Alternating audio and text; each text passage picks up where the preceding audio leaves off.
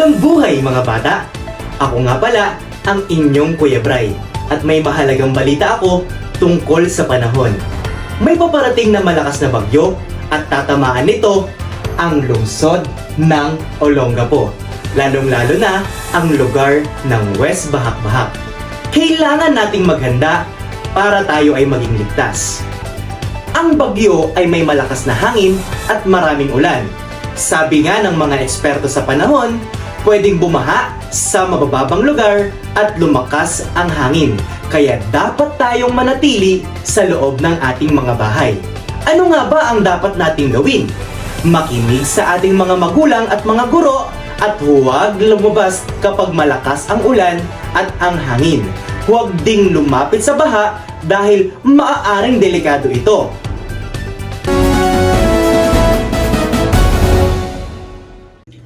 At syempre, dapat handa tayo.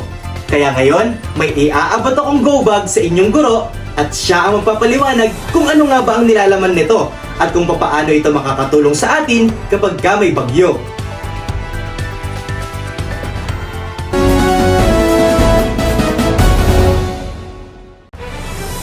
Laging tatandaan, huwag matakot basta tayo ay handa.